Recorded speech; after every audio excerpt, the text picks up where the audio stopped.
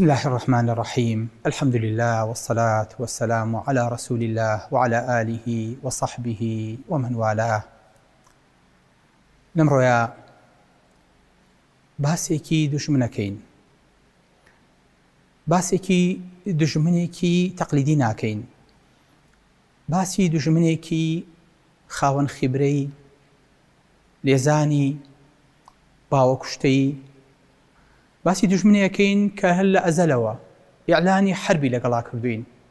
باسی دوژمنێکەکەین کە لەم حربەیە هیچ شتێکی بەجێ نەهێشتووە و حربێکی جەماعی دژاگەیاندوین، باسی دوژمنێکەکەین کە لێمان نزیکە بەقەدەر ئەوەی کە بەرپێستەکەمانەکەوێت، باسی دوژمنێکەکەین کە لە ناو خوێنمانە ئەسووڕێ.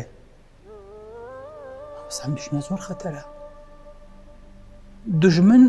بەرامبەرمانە، چەکی بۆ هەڵەگرین و حەزەری لێ ئەکەین، یعنی چی لە ناو خوێنتە بەڵێ خۆشەویستەکەم. حەقیقەتی ئەم دوژمنە ئاوایە، چۆن مامەڵەی لەگەڵاکەیت، چۆن ئەتوانیت مقاومەی کەیت، ئەمە بەڕاستی ئەرکی گەورەی ئێمەیە. ئەگەر بەسەر ئەم دوژمنەیە زاڵ بوویت، هیچ شتێکی تر نامێنێت کە ترسێ لێی هەبێ. بۆیە ئەم دوژمنە ئەوەیە کە پێ وترێ شەیطان. ئەم دوژمنە ئەوەیە کە هەر لە بیدایەتەوە لە کاتێکە ئیعلانی حربی کرد لەگەڵمانە کە خوای گەورە ئەمری کرد کە سوزدەمان بۆ باوە ئادەم بۆ بەرێ، بەڵام تەنها ئەو بوو سەرپێچی کرد، قبوڵی نەکرد، وتی ڕەئەیتەکە هذا الذي كرمت عليه، ئەما بینی کە بەسەر منا سەرێ خست و ڕێزێ لە زیاتر لە من لێناوە، لئن أخرتني إلى يوم القيامة لأحتنكن ذريته إلا قليلا. لێم گەڕێ تا ڕۆژی قیامەت. واتە هودنەی نییە، دوژمنێکە نازانێت ماوەیەک شەڕاگرێ، دوژمنێکە ناخەوێ، ئیسراحەت ناکا، ئۆتەوەر ناگرێ، دوژمنێکە هیچ ئیش و کارێکی نییە، تەفەڕوقی بۆ ئێمە کردووە و بەس بۆ ئێمە دانیشتووە. سبحان الله، ئەبێ دوژمنێکی چەند سەرسەخت بێ، ئەبێ دوژمنێک بێ کە هیچ شتێ مەشغوڵی نەکات، هیچ وەزیفەیەکی نەبێ، شەویش نەخەوێ، تەنانەت بێتە ناو خەوەکانیشمەوە و خەوەکانیشمان لێ تێک با، تەنانەت ژیانمان لێ هەراسان کا و بێتە ناو ماڵ و مناڵ و پارە و سەروەت و سامانمانەوە. بەڵێ ئەم دوژمنە خوای گەورە فەرمێ ومن یعش عن ذکر الرحمن نقیض له شیطانا فهو له قرین. ئەم شەیطانە توانێ ئاوا لەگەڵمانە هاوڕێی جانی بە جانی بێ، هەموو جارێکیش بەگوێ تا بچەرپێنێ، بۆ نەچین بۆ ئەوێ، ئەی بۆ ئەوە نەکەین، ئەی بۆ نەڕوین بۆ ئەوێ، ئەی بۆ دەست نەبین بۆ ئەوەش. هەمووشمان ئێمەی فەقیری داما و کە نازانین ئەم خوتوکانە لە چۆوە دێ، نازانین ئەم وەسواسیە لە چۆوە دێ، بە ئاسانی بە دوایە ئەچین و بەگوێ یەکەین، بەڵام نازانین شتێک هەیە کە یوەسویس فی صدور الناس، ئەم وەسوەسەیەمان بۆ دروستەکا بۆ چونکە ئین الشەیطان یەجری من بەنی ئادەمە مەجرە الدەم. ئەم شەیطانە لە ناو خوێنمانایەت و ئەچێت، ئەم شەیطانە بە شێوەیەک ئەگاتە ناو هەموو خانەخانەکانی لەشمان، یە بۆ ناو دڵمان، یە بۆ ناو مێشکمان، سوورەخوات، هیچ شتێکی ژنی ڕێی لێ بگرێ. بەڵێ ئین الشەیطان لەکم عەدوو، خوای گەورە بە دوژمن ناوێ با بۆ ئێمە، دوژمنەکەی پێ ناساندوین. ئەم دوژمنە ئەوەیە کە زۆر خۆی بە خەڵکی لاڕێوە مەشغوڵاکە، بەڵکو لەسەر ڕاستە شەقامەکانە بۆ ئێمە دانیشێ، ئەڵێ لەئەقعودەنە بکولی صراط مستەقیم، لەسەر هەموو ڕاستە شەقامێکە بۆیاندا، پێویست ناکە بۆ خۆی دانیشتۆ بە ئیسراحەت،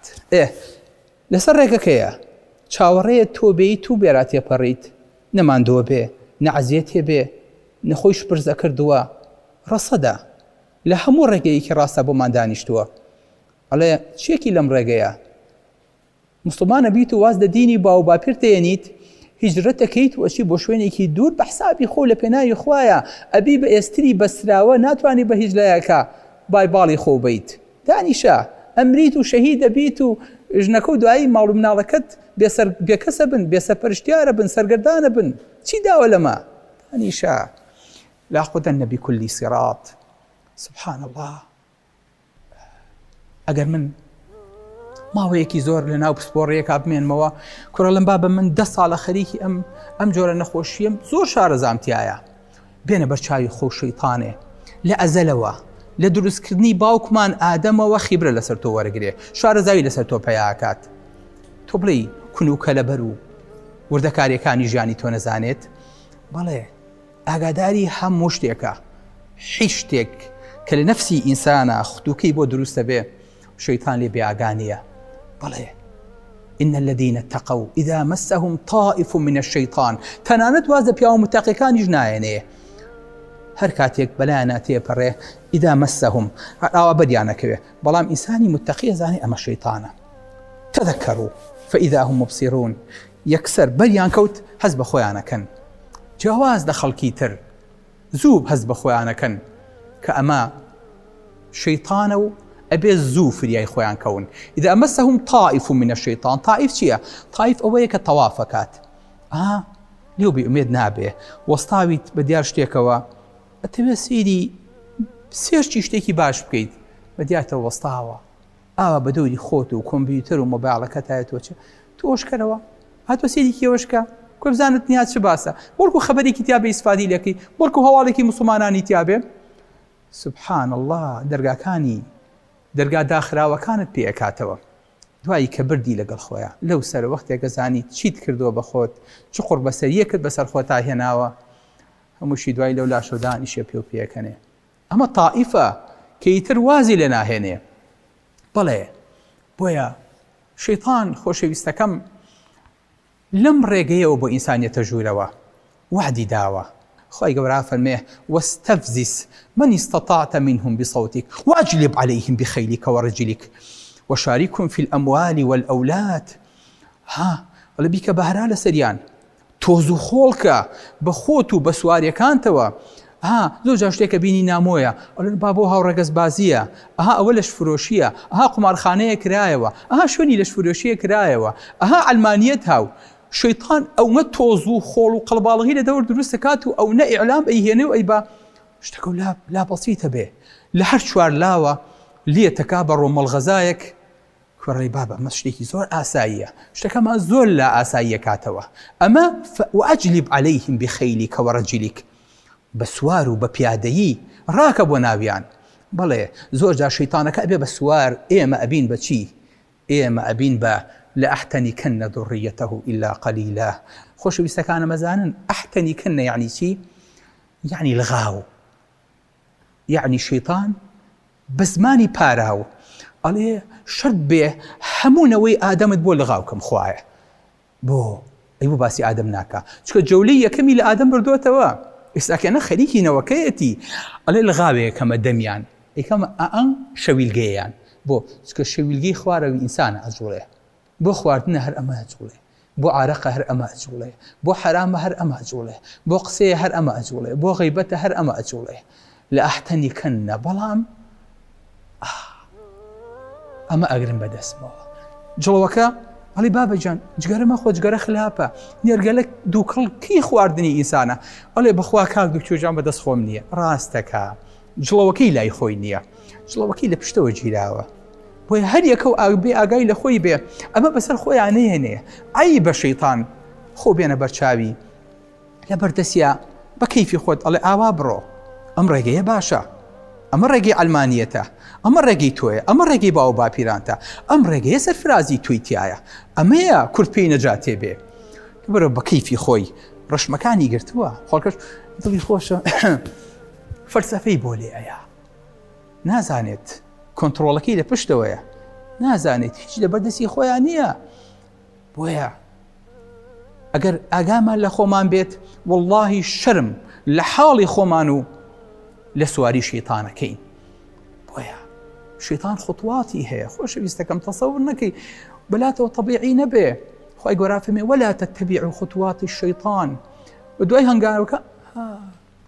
یعنی یەکەم جا زینا نا باسی زینا و لەگەڵا هەر ناکە ئەڵێ ئاتۆ سێری حەوشەیە بکە ئاتۆ چاوێ بەرز کەرەوە بزانە ڕقەمەکەشی وەرناگری ئاتۆ تۆزە بۆی پێ بکەنە اینجا بەم حاڵە بەم خوتواتە یەکەم جار پێ بڵێ وەرە زینا بکە بابا چۆن زیناکەم شەیتان بەنعلەت بی چۆن شتی واکەم ئەو دوو بلایم لە شەیتان زۆر بە ئاسانی زۆر بە خشپەی ئەو با لەگەڵ خۆیان جڵەوەکە ئاوا هەنگا ئەو بە هەنگا زۆر بە ئاسانی حتا وەکو ئەتخاتە ناو تەڵەکەوە دوای لەو سەری شەوەڵێ إن الله وعدكم وعد الحق ووعدتكم فأخلفتكم خوا وعدی ڕاستی پێیا بوون منیش دروم لەگەڵ کردن بۆیە خوای گەورە فەرمێ إن كيد الشيطان كان ضعيفا ئەمە معلومات ئیستیخباراتی خوای گەورە پێمانەڵێ وڵا کەیدی شەیتان ضعیفە بە ئاسانیە توانن بەزگیری خوا لە خۆتانی دوورخەونەوە لەبەرەوە دوای مەکەون پشتی مەبەستن سیقەی پێ مەکەن جۆرایاڵی مەکەن ئەم شەیتانە قەرینە ئەگەر ئەگەر لە خۆ نەبێ ئەم شەیتانە شەو ڕۆژ لەگەڵ تایە کە چوویتە ماڵەوە کەوتە سەلام عەلەیکم وەڕەحمەت الله لێو دوورەکەوێتەوە کە نانەخوا بوتێ بسم الله لێو دوورەکەوێتەوە وەگەرنا پێش تۆ دەسەبا بۆ نانەکە و تیکە ئەگلێنێ و ئەی خوات و بۆیە شەیتانەکە لەگەڵ خۆتا قەڵەوەکی هەتا قەڵەویش بێ دەرەخەتی نایت بەڵام ئەگەر وات کرد بە زیکر و بە دوعا و بە قورئان خوێندن و بە نزیکبوون لە خواوە شەیتانەکەت ئەو نەپشکۆلە کردەوە خستیانە سەر ویڵچێرێک و عەرەبانەیەک بە دواتە هیچی لەگەڵ تا پێ ناکرێ هەر تۆ ئەڕێیت و بە دواتە ڕائەکات و بەڵام چونکە معەوەقە هیچی لەگەڵ تا دەسەڵات نییە کامیان تەوێ شەیتانێک جلەومان بگرێ بە دوای خۆیان بە کێشمانکە یان شەیتانێک بە شەلی بە کوێری بەلاڵی پێغەمبەری خوا صلی الله عەلەیه و سەلەم فەرمێ منیش قەرینم هەیە بەڵام خوای گەورە هیدایەتی دا و موسڵمان بوو ئێستا ئەویش ئەمرم بە چاکە پێەکە ئەتوانی شەیتانەکانمان وا لێ بکەین نێڵین دەست خاتە بینە قاقەمان نێڵین وەکو مۆتە سوارمان بێ وەکو کوردەواریەڵێ ئەتوانین شەیتان لە خۆمان دوورخینەوە ئەتوانین هەر کاتێ شەیتان هات و دەرگای پێ هەڵچنین بڵین ئەدناسین بڵین خوای گەورە باسی توی بۆ کردوین بڵین ئەزانین لە شۆ قساکەیت یەکسەر وشاركهم في الأموال والأولاد بەشداریان کە لە پارەیە بچوو هەموو بانکەکان بیکە بە ڕیبەوی بچوو هەموو قست و سارە ڕاکێشانەکان بکە بە سوو بەشداری کە لە پارەکەیان لە حرامە پێپەیاکە و لە حرامیشا پێیان سەرفکە نێڵی دەرگای حەڵاڵ لە خۆیان کەنەوە چی بۆ شوێنەکان ئەڵێ جا بۆ مامۆستا حەڵاڵ ماوە بڵێ حەڵاڵ ماوە بەڵام ئەوە دەرگای شەیتانە لێی هەڵچنیوین پێی بەڕاستیەکان نابین والأولاد مناڵەکانیشمان سبحان الله حیسیها بەرەڵاو کردوون لەسەر ئەو جادەیە بە دیار ئیعلام و بە دیار تەلەڤیزۆنەکانەوە بە دیار سۆشیال میدیاوە مۆبایلەکەی تێ پێم مەشغوڵ کەیت کوڕم ها ئەوە بگرە بەدەستەوە نازانی شەیتان 100 دەرگایان لێ کاتەوە نازانی شەیتان لە چۆ سەریان دەرەهێنێ وەختێکە زانی ئەمە لە دەستۆ دەرچووە بەداخەوە ئەمە سیقەمان بە سۆشیال میدیاکانمان نییە خۆ بەداخەوە کە ئەیان بینە مەکتب کە سێرەکەین قوتابخانەکانیش خەریکە بە هەمان ڕەوت ئەو هەموو حەدیث و ئایەتە جوانە کە سێرەکەین دقت بن لەناو پەروەردەی و لەناو پرۆگرامی خوێندنە ئیساکەنا قسەی یەزیدەکانی تایە قسەی زەرادشتەکانی تایە قسەی دینەکانی توی تایە خەریکە دینی گشتگیر دروست دەکەن بۆ ئەوەی کە هەموو خەڵک هاوبەش بێت لە دینێکە دینێکی تازە بەڵام دوور لە دینەکەی محەممەد ئەوەیە ئەمە خوتواتە خۆشەویستەکەم بۆیە نێڵی شەیتان بەشداریت کا لە پارەکانتە نێڵی شەیتان بەشداریت کا لە ماڵەکانتە لە مناڵەکانتە دوایی جڵەوەکەی لەژێر دەست تۆ دەرەهێنێ بەڵێ خۆشەویستەکانم شەیتان دوژمنێکی سەرسەختە و تاوەکو ڕۆژی قیامەتیش لە کەڵ خۆمان و لە کۆڵماڵ و مناڵمان نابێتەوە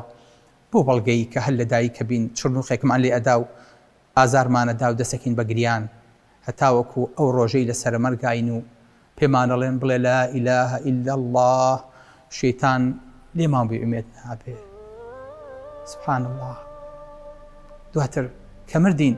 جا دوو لە قەیا بە گۆڕەکەمانە دەبڕۆ ئاواتان لێ یەکەم ئەکەمە لە خۆمان بێ ئەم دوژمنە زەفەرمان پێ نەبا چکە خوای گەورە فەرمێ وەلەقەد صدق عليهم إبليس ظنه فاتبعوه إلا فريقا من المؤمنين گومانەکەی شەیتان ڕاست دەرچوو لەسەر بەنی ئادەم هەمویان شوێنی کەوتن ئیلا کۆمەڵێکی کەم لە ئیمانداران نەبێ چەند خۆشە ئەم کۆمەڵە براوە بن بۆ چکە شەیتان جێمی یەکەمی بردەوە جێمی دووەمیشی لە کۆمەڵی خەڵک بردەوە ئێستا ئێمە لە وەختی ئیزافیین نێڵین شەیتان پێمان فێر بێ نێڵین شەیتان لەسەر ڕێگە ڕاستەکانە بۆمان دانیشێ وەزە فەرمان پێبەرێ ئەو دانیشتووە هیلاک نابێ و خۆی حازر کردووە و هیچ چاوەڕێ تۆبی بەسەریا ئەمە چ دژمنێکە لەبەرەوە تۆش نەکەی پشتێنە شل بێ و قۆڵی بۆ هەڵنەماڵی و حازر نەبیت تۆش بۆ ئەم دژمنە لە سەنگەرا بە و ئاگادار بە چونکە هەر ئەوە چاوت غافڵ کرد دڵنیا بە زەفەرە پێ بە ئەوەی ئەمڕۆ بە دەوری تەختیایە هەلهەلەی مەخلووق بە دەوری نەعشیا سەبحەی دەبینی وەلوەلەی مەخلووق بە پەلپەلکردنی سەبحەی ئەگەر ببوایە باوەڕیان دەبوو قەت بەم حەددە نەبوایە بۆ دنیا پەلەی مەخلووق بە ئاوی تێگەیشتین دنیا کەچی هەر سەرا پێ بوو هەموو دەشتین بە خنکان و لەوشکیشە مەلەی مەخلووق هێندە پڕفیتنە بۆ دنیا کە ئیبلیسێکی وەک ئیبلیس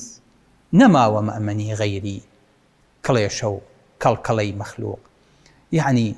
دنیا خۆی ئەوە پڕی فیتنە بووە پێویستی بە شەیطان نەماوە شەیطان لە تاوە یەتەژێر کڵێشە و کەڵکەڵەی مەخلووقە وەسوەسەیان بۆ دروستەکە یعنی شەیطان پەنای هێناوە بە ڕیشی بەنی ئادەم چونکە بەداخەوە ئینسانەکانی وا فێر کردووە شەیطان ئاسا بیرەکەنەوە پێویستیان بە شەیطان نەماوە هێندە پڕفیتنە بۆ دنیا کە ئیبلیسێکی وەک ئیبلیس نەماوە مەئمەنی غەیری کڵێشە و کەڵکەڵەی مەخلووق. سلام علیکم